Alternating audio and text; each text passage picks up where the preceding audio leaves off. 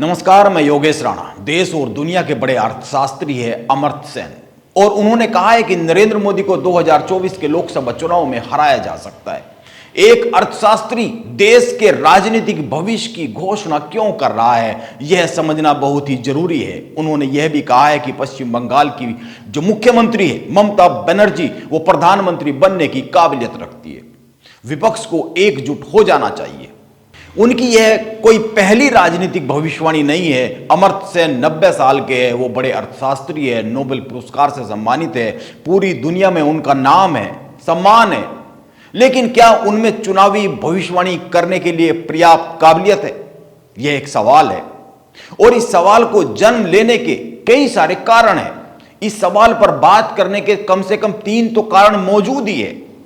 पहला, उन्होंने पिछले लोकसभा चुनाव यानी 2019 में भी भाजपा की हार की भविष्यवाणी की थी।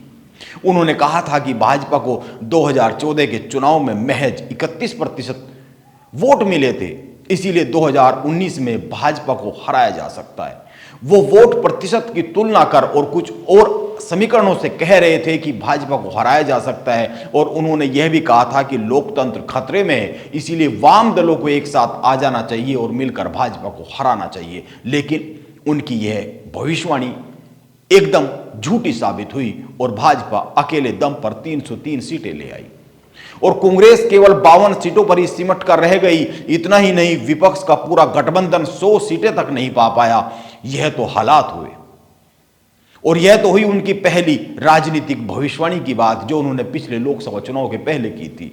अब अमर्त्य सेन साहब दूसरी भविष्यवाणी कर रहे हैं, अभी उसके बारे में भी सुन लीजिए। उन्होंने कहा है कि 2024 के चुनाव में क्षेत्रीय दलों की भूमिका बड़ी रहने वाली है, और कांग्रेस पिछले चुनाव से भी अधिक कमजोर स्थिति में है। यानी कि यह माना जाए कि इस बार कांग्रेस को 52 सीटें भी नहीं मिलेगी, जो कि पिछले 2019 के लोकसभा चुनाव में मिली थी। राहुल गांधी की भारत जोड़ो यात्रा यानी कि क्या एकदम से बुरी तरीके से फ्लॉप साबित होने वाली है, जबकि ऐसा दिखता नहीं है।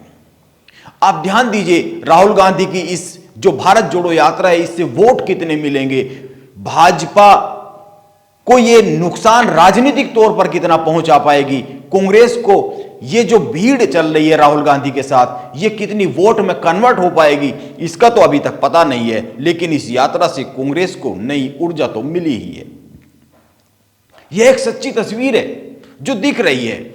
और दूसरी बात, अगर कांग्रेस कमजोर हुई है तो पिछली बार सारे मिलकर, विपक्ष के सारे गठबंधन मिलकर 100 सीटें भी नहीं जीत पाए थे। ममता बनर्जी बंगाल के बाहर जीरो है। विपक्ष के सारे जो छत्रप है, क्षेत्रीय नेता है, अपने अपने प्रदेशों में महत्वपूर्ण है, यह सही बात है, लेकिन उनकी बाहर राजनीतिक हैसियत कितनी है, यह समझने वाली बात है। नीतीश कुमार कितने प्रदेशों में जाकर वोट इकट्ठा कर सकते हैं। इसी तरह और भी जो बहुत सारे नेता है, अखिलेश यादव बंगाल में जाकर क्या कर लेंगे, महाराष्ट्र में जाकर क्या कर लेंगे, यह बहुत सारे समीकरण है। पूरे विपक्ष को केवल कांग्रेस ही एक सूत्र में पिरो सकती है, यह भी एक सच्चाई है। और अगर कांग्रेस ही कमजोर है, जैसा कि अर्थशास्त्री साहब कह रहे हैं, तो फिर ममता बनर्जी किसके सहारे प्रधानमंत्री बनने के सपने देख रही है। अब तीसरी बात पर आते हैं। अमर्त्य सेन के पुराने बयानों और इंटरव्यू को ध्यान में रखकर 2 बातें बहुत ही साफ साफ कही जा सकती है। पहली, वो हमेशा वामपंथी विचारधारा का अनुसरण करते रहे हैं, और दूसरी बात यह है कि वो भाजपा के घोर विरोधी है। उन्होंने एक बार कहा था कि देश की नरेंद्र मोदी सरकार दुनिया की सबसे भयावह सरकारों में से एक है। अब आप सोचिए, एक ऐसा व्यक्ति जो निष्पक्ष ही नहीं है, एक ऐसा आदमी जो हमेशा एक ही दिशा में सोचता है, एक ऐसा व्यक्ति जो भाजपा का घोर विरोधी हो, ऐसे व्यक्ति की किसी भी राजनीतिक बात, राजनीतिक भविष्यवाणी को कितनी गंभीरता से लिया जा सकता है, यह एक समझने वाली बात है।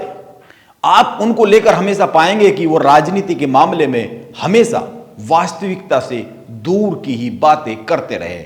आप उनके पुराने इंटरव्यू, आप उनके बयान और उनको लेकर तमाम जो खबरें हैं उनका विश्लेषण कर सकते हैं। मैं ये नहीं कहता कि भाजपा को 2024 के चुनाव में हराया नहीं जा सकता है। भाजपा को करीब 39% वोट मिलते हैं, इसीलिए यह साफ सी तस्वीर है कि भाजपा को वोट न करने वालों का जो प्रतिशत है वो बहुत बड़ा है। उनको भाजपा को जो वोट मिलते हैं उससे बड़ा प्रतिशत भाजपा को वोट ना देने वालों का है। लेकिन यह जो बड़ा प्रतिशत है ये एकजुट कैसे होगा, यह एक बड़ा सवाल है। यह फार्मूला इस जो विपक्ष के पास ये जो भाजपा के खिलाफ वोट है इसको एक साथ लाने का फॉर्मूला तो अभी विपक्ष के पास मुझे साफ साफ दिखता नहीं है। उत्तर प्रदेश में मायावती ने कह दिया है कि वो किसी के साथ भी गठबंधन में नहीं जाने वाली है। इसी के साथ एक और जानकारी यह आई है कि कांग्रेस अपनी भारत जोड़ो यात्रा को लेकर 30 जनवरी को श्रीनगर में जो समाप्त करने वाली है, भारत जोड़ो यात्रा को लेकर 30 जनवरी को श्रीनगर में बड़ी जनसभा का आयोजन करने वाली है। और इस आयोजन में कांग्रेस ने देश की 21 राजनीतिक पार्टियों को न्योता दिया है। ये विपक्ष की पार्टी है, भाजपा के खिलाफ राजनीति करने वाली पार्टी है। लेकिन अरविंद केजरीवाल की आम आदमी पार्टी और केसीआर की भारत राष्ट्र संघ पार्टी को नहीं बुलाया गया है। और ध्यान में रखना चाहिए कि इन दोनों ही व्यक्तियों के, राजनीतिक व्यक्तियों की देश की राजनीति में राष्ट्रीय राजनीति करने की महत्वाकांक्षा है। इनको बुलाया नहीं गया है और यह माना जाना चाहिए कि मायावती भी नहीं जाएगी और सपा के अखिलेश यादव भी शायद ही जाए। और आप ध्यान दीजिए, याद कीजिए, दिल्ली में भी राहुल गांधी ने विपक्ष के तमाम राजनीतिक दलों को बुलाया था लेकिन कोई गया नहीं था। इसीलिए राहुल गांधी, केसीआर और अरविंद केजरीवाल को राजनीतिक तौर पर पसंद नहीं करते। यह राजनीतिक समीकरण है। अरविंद केजरीवाल और केसीआर राहुल गांधी के समीकरण में फिट नहीं होते हैं। अखिलेश यादव और मायावती राजनीतिक तौर पर राहुल गांधी के समीकरण में फिट नहीं होते हैं। इसी तरह और भी बहुत सारे समीकरण हैं मौजूदा समय में, और ये समीकरण 2024 के पास आते आते बिगड़ते ही चले जाएंगे। इस तरह से कहा जा सकता है कि ये जो सारे समीकरण हैं ये बताते हैं कि ममता बनर्जी देश की प्रधानमंत्री कैसे बन सकती है। राजनीति में चमत्कार हो सकते हैं, सभी की अपनी अपनी महत्वाकांक्षाएं है, सभी के अपने अपने हित है। लेकिन मैं फिर कहता हूं कि भाजपा को 39% वोट पिछले लोकसभा चुनाव में मिले थे। यह ठीक है कि एक बड़ा प्रतिशत भाजपा के खिलाफ वोट का है, लेकिन यह जुड़ेगा कैसे?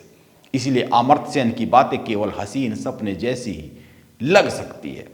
मौजूदा विपक्ष के राजनीतिक समीकरणों के हिसाब से तो यही कहा जा सकता है, ऐसा साफ साफ महसूस किया जा सकता है। नमस्कार, आप बने रहे मेरे साथ।